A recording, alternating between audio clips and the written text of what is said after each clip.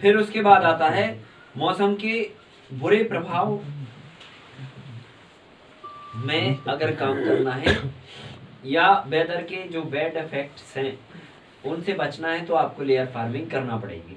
फिर उसके बाद गर्म हवाओं, ठंडी हवाओं, लेबर की प्रॉब्लम और बढ़ती जो है एग्रीकल्चर में बढ़ती कॉस्ट के समाधान को लेकर अगर काम करना है तो आपको ये अपनाना ही पड़ेगी ये टेक्नोलॉजी, ठीक है। आज नहीं तो कल, नहीं तो कभी ना कभी तो अपनाना पड़ेगी।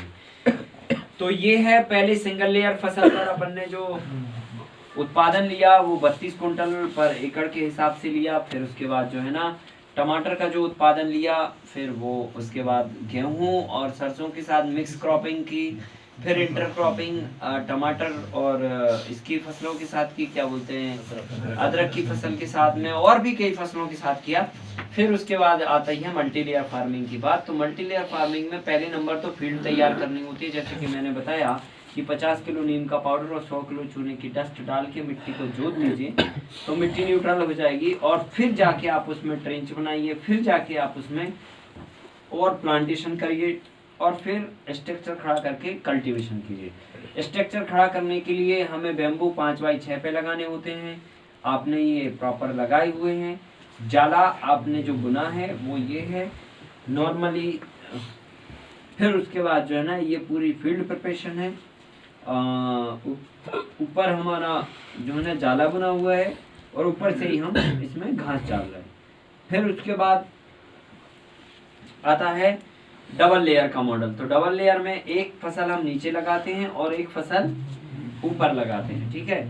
इसके बाद आता है ये 3 लेयर का मॉडल, जिसमें एक फसल जमीन के अंदर होती है, एक फसल जमीन के सरफेस पे होती है और एक फसल बेल वाली फसल के रूप में सीधा क्रीपर्स ऊपर चली जाती है और बीच में फिर पपीते होते हैं 15x15 पर, ठीक है, या 15x18 भी कर सकते हो,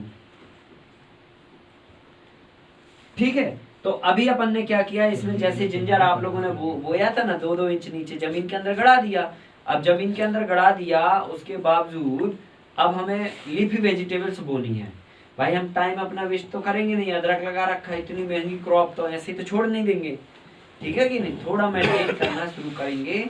तो आपको मैं बता दूं कि गवर्नमेंट का सॉरी क्या बोल रहे हैं हम, इसमें जब फील्ड प्रिपेयर करेंगे तो जैसे अदरक हमने आपको लगाना बताया कि जमीन के अंदर हमने अदरक डाल दिया। अदरक डालने के बाद उसको हमने प्रॉपर ढक दिया और ढकने के बाद लीफी वेजिटेबल्स जो भी आपके पास सीड्स हैं, मेथी, पालक, धनिया, चौलाई, राजगिर जो भी है वो सब ऊपर से ब्रॉडकास्ट कर दिया। फिर जाके हमने ये कुंदरू की वो लगा दी। अब इसकी जो सिचुएशन है वो 20-22 दिन में ये होती है, ठीक है। पूरी तरह से जो साख होती है वो जमीन के सरफेस को ढक लेती है और बेल वाली फसल हमारी ऊपर कंटिन्यू जा रही होती है। और ये है कंप्लीटली लगभग 20-22 दिन के आसपास का सीन, जिसमें इतनी घनी मात्रा में ये उगती है कि जो है आपको पैर रखने को भी जगह नहीं होती है। तो इसमें क्या करते हैं, जो पौधा बड़ा बड़ा होता है उन पौधों को निकालते चले जाते हैं और एक समय आता है कि वो पूरी तरह से भाजी साफ हो जाती है और फिर जिंजर ऊपर चला आता है, ठीक है। तो ये है, ये 40 दिन के बाद का सीन है जब मतलब भाजी हमारी लगभग बहुत कुछ निकल चुकी है और ये हाँ और ऊपर हमारी कुंदरू क्रीपर्स के रूप में लगी हुई है ऑलरेडी। जो मेथी सीड्स के लिए वो उसको छोड़ना है तो क्या करना है? मेथी सीड्स के लिए छोड़ना है तो मेथी को बीज तैयार करना है तो क्या करना है? आपको बीज तैयार करना है तो बस वही मेथी को पौधे को छोड़ दीजिए, उसी में से फली निकलेगी, फली में दाने रहेंगे, उनको हार्वेस्ट करके वही प्रोसेस से ग्रेडिंग करके सुखा के और फिर आप यूज कर सकते हैं,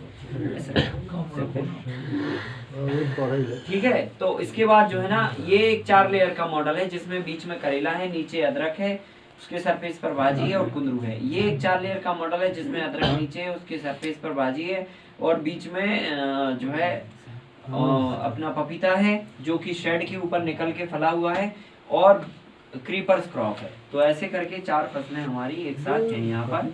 ये